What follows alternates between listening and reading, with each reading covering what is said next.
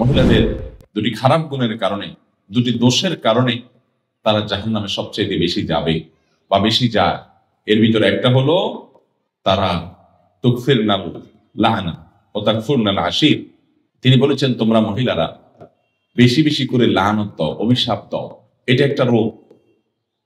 কথায় কথায় এটা পুরুষের মধ্যেও আছে এই রোগ, কিন্তু নারীদের মধ্যে স্পেশালি বিশেষভাবে এই দোষটা অনেক বেশি, যে কথায় কথায় লানত দেওয়া, চট করে রাগ হয়ে স্বামীকে, বাবাকে, সন্তানকে, ছেলে মেয়েকে, সংসারকে, এটাকে সেটাকে অভিশাপ দেওয়া, বদদোয়া করা, গজব দেওয়া, ঠাড়া দেওয়া, হ্যাঁ, এরকম খারাপ উক্তিগুলা, অভিশাপগুলা বেশি বেশি দেওয়া, এটা জাহান্নামে যাওয়ার কারণ।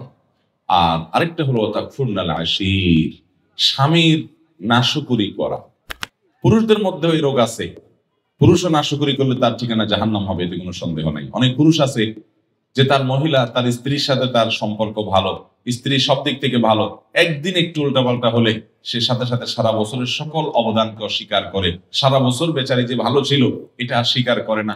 একদিন তরকারিটা খারাপ হলে আর 10 দিন যে ভালো হয়েছে ওটার কথা সে ভুলে যায়। এরকম নিমক খারাপ পুরুষও আছে। কিন্তু নবী করিম সাল্লাল্লাহু আলাইহি ওয়াসাল্লাম এই হাদিস থেকে বোঝা যায় যে আমাদের মা বোনদের মধ্যে এই রোগটা তুলনামূলকভাবে বেশি, যে তারা পুরুষদের বিশেষ করে তার স্বামীদের, তারা নেয়ামতকে অস্বীকার করে ফেলে খুব তাড়াতাড়ি। আর এটি তাদের জাহান্নামে যাওয়ার অন্যতম কারণ। এই জন্য আমাদের মা বোনদের জন্য এই দুটি অ্যালার্মিং পয়েন্ট, যে আসুন আমরা কোনো অবস্থাতে আমাদের সন্তানরা, আমাদের স্বামী, আমাদের মা বাবা, সংসার বা অন্য কোনো কিছুকে আমরা গালিগালাজ করা, বদদোয়া দেওয়া, হ্যাঁ, ঠাডা দেওয়া, আপনার অভিশাপ করা, আল্লাহ লানতের কথা বলা, এগুলো আমরা কখনো করবো না। এবারে সাবধান থাকবো। আর দ্বিতীয়ত হলো আল্লাহ তাআলা স্বামীর সংসারে যতটুকু আপনাকে নেয়ামত দিয়েছেন এতটুকুর জন্য আল্লাহ শুকর আদায় করবেন, নাশকরি করবেন না। জীবনে তোমার সংসারে এসে কি পাইলাম? কিছুই পাইলাম না, আমার পুরো জীবন শেষ হয়ে গেছে, অথচ আমি তোমার সংসারে সুখের দেখাই পাইলাম না, এরকম কোনো কথা আমাদের মা বোনরা আমরা বলবো না। বরং আল্লাহ তাআলা আমাকে যে অবস্থায় রেখেছেন সে অবস্থা আমরা শুকর আদায় করবো। অনেক নারী, অনেক মহিলারা আমাদের কাছে আসেন, আমাদের মা বোনরা, আপনারা যারা আজকে আমার কথা শুনছেন, আপনাদেরও মনের ভিতরে অনেক অভিযোগ আছে, আমি জানি। আপনাদের প্রশ্নগুলো পড়লে বোঝা যায় কত কষ্ট আপনাদের। আমরা সেটা স্বীকার করি যে আপনাদের অনেক কষ্ট আছে।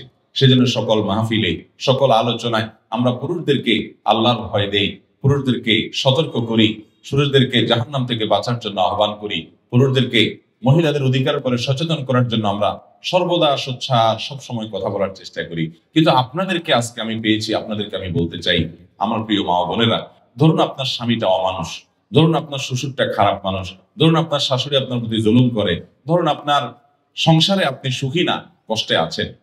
তো এই জন্য আপনি হাহুতাশ করে, এর জন্য আপনি অস্থির হয়ে, এর জন্য আপনি নিজের সুখকে নষ্ট করে দিয়ে বেসবর হয়ে আপনার কোনো লাভ হবে না। আমার প্রিয় মা, প্রিয় বোন, আপনি বরং সবর করলে কি হবে জানেন? আল্লাহ কোরআনে বলেছেন, ইন্নামা ইউওয়াফাস সাবিরুনা আজরাহুম বিগাইরি হিসাব। যারা ধৈর্যশীল হবে, যারা সবর করবে, দুনিয়ার বিভিন্ন কষ্ট, দুঃখ, মুসিবত, এগুলোকে আল্লাহর দিকে তাকিয়ে যে সবর করলে আল্লাহ তাআলা সওয়াব দেন, জান্নাত দেন, আল্লাহ খুশি হন। আল্লাহ বলেছেন, ইন্নাল্লাহা মাআস সাবিরিন, আল্লাহ ধৈর্যশীলদের সাথে থাকেন।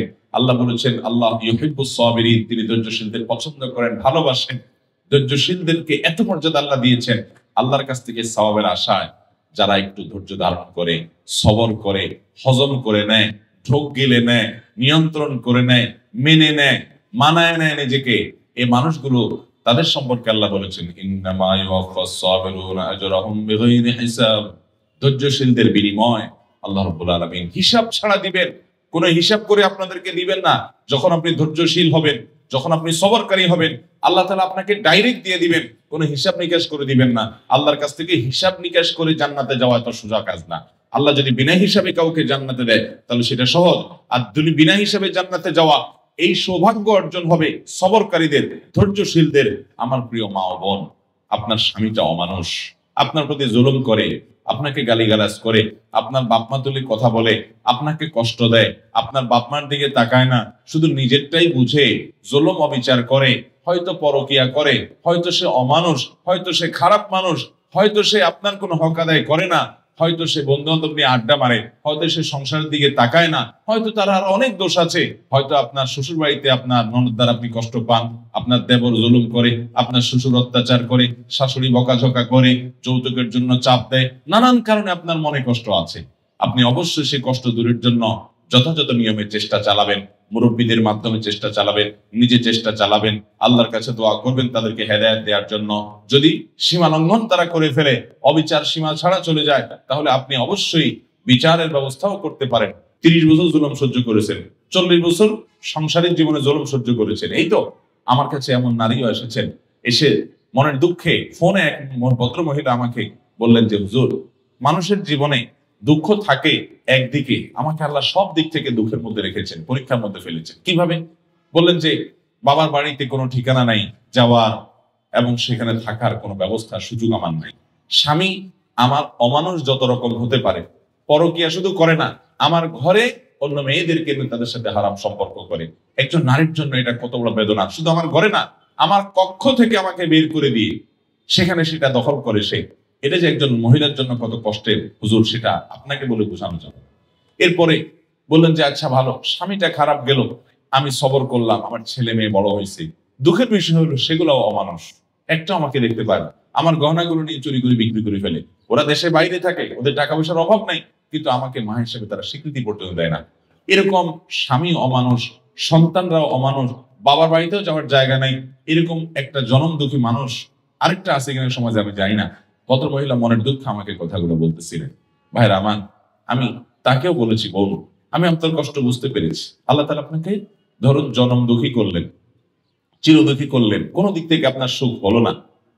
এরপরও আপনি যদি এইভাবে চিন্তা করেন যে আমার সকল দুঃখের বিনিময়, সারা জীবনের দুঃখের বিনিময় আল্লাহ তাআলা যদি আমাকে জান্নাতটা দিয়ে দেন, এটা থেকে লস প্রজেক্ট হবে ব্যবসা নাকি লাভের হবে? কেমনে লাভে হবে বলেন তো? কারণ আমি কষ্ট করেছি 30 বছর বা 40 বছর, এর বেশি তো না। একজন মহিলা বিয়ে হওয়ার পরে কত বছর বাঁচে? 40 বছর, 30 বছর, 50 বছর, এর বেশি তো বাঁচে না সাধারণত আমাদের দেশে গড়াই হয়ে। তাহলে 30-40 বছর আপনি কষ্ট করলেন, সব ধরনের জুলুম সহ্য করলেন, এর বিনিময়ে আপনি জান্নাত পেলেন কয়শো বছরের জন্য? অনন্তকালের জন্য, অসীম কালের জন্য। মৃত্যু আর কখনো আসবে? তাহলে 30-40 বছরের কষ্টের বিনিময়ে যদি অনন্তকালের চির সুখ পাওয়া যায়, লাভ হলো না লস হলো? অতএব সবর করতে হবে, ধৈর্য ধারণ করতে হবে। ধৈর্যশীলদেরকে আল্লাহ তাআলা তাদেরকে বিনা হিসাবে দিবেন পুরস্কার, বিনিময় বিনা হিসাবে জান্নাত দিবেন। অতএব আমরা সবর করবো তো ইনশাআল্লাহ। আল্লাহ আমাদের মা বোনদেরকে সবর করার তৌফিক দান করুন।